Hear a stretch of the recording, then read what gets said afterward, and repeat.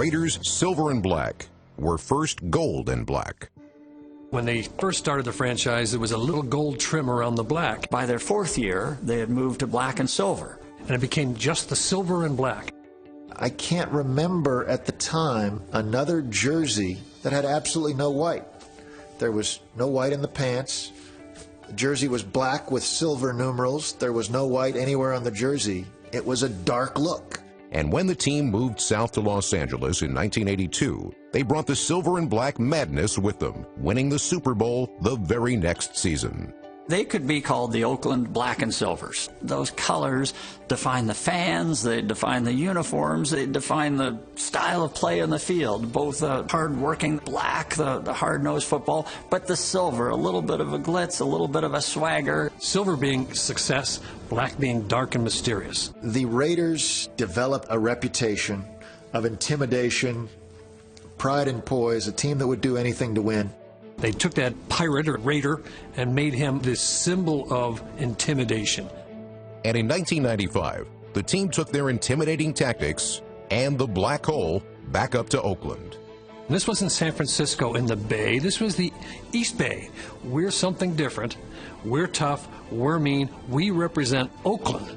The colors and what they evoked, there was an intent to evoke menace, and the team's playing style did exactly that. Silver and black, they're not just colors, they're intimidation. From top to bottom, managing general partner Al Davis designed the blueprint for the organization. While Davis patterned Raider uniforms after the Army football team, the Black Knights of the Hudson, he shaped their image after Blackbeard the Pirate.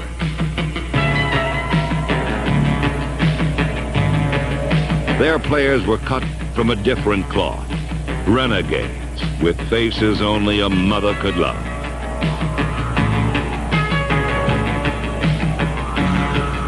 The Raiders cultivated, then reveled in their ominous image. We were the black colors, the skull and the crossbones, and we didn't represent everything that was good. So we probably led the league in boos, B-O-O, boo. Because everywhere we'd go, we'd go on the road, but it was a means of acceptance. The worst thing for your football team to go out on the field would be to complete silence. It's like there's no one there. And we kind of did encourage that, and the players kind of like, that, everyone's against us, we have to band together. When the Raiders sense fear, anxiety, or weakness, they go for the throat.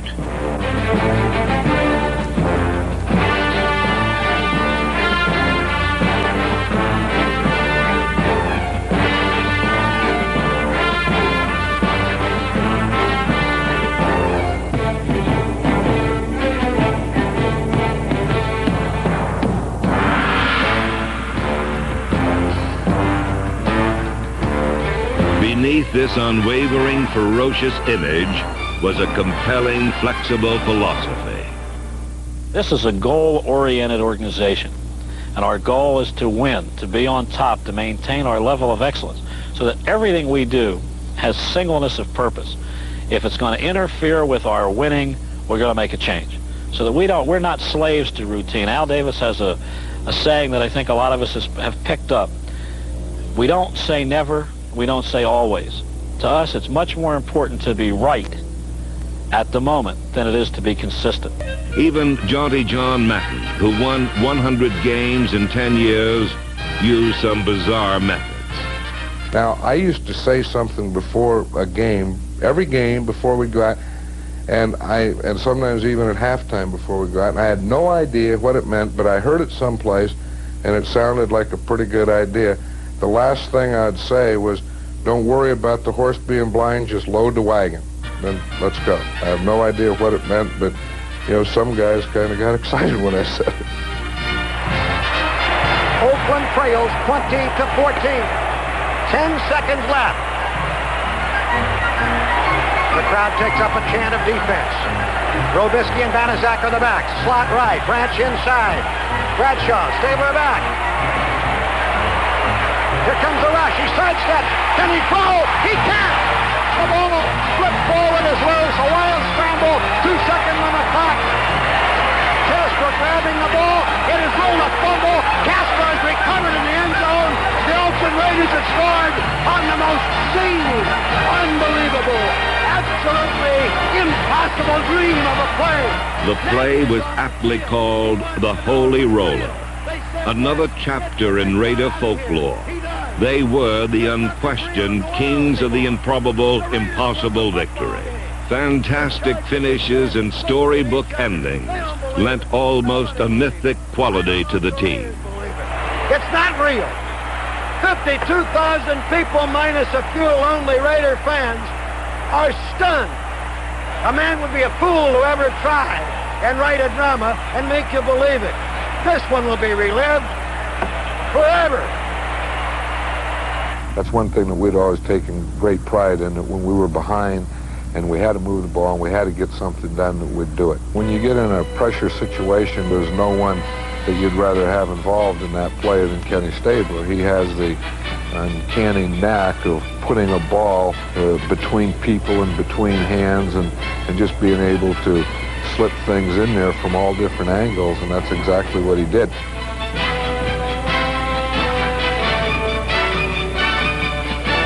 Kenny the Snake Stabler possessed a Midas touch, and the Oakland Raiders found a pot of gold under his rainbow.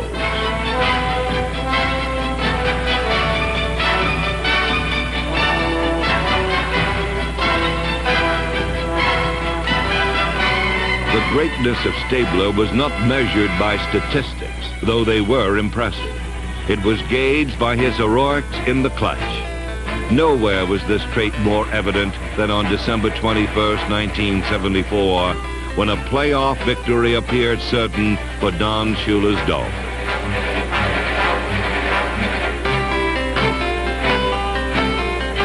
There he is, fading, looking. He's under the gun. He's caught, he throws. It is.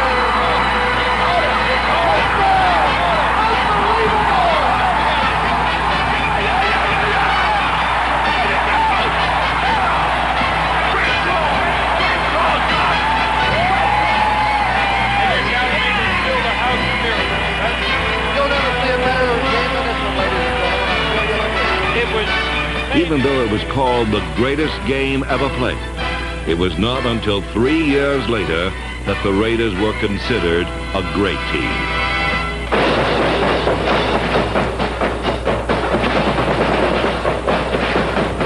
From the Rose Bowl Stadium in Pasadena, California, it is Super Bowl 11. This is Bill King with a welcome.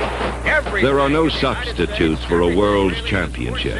The only thing the Raiders had never won. Here in the canyon at Arroyo Seco.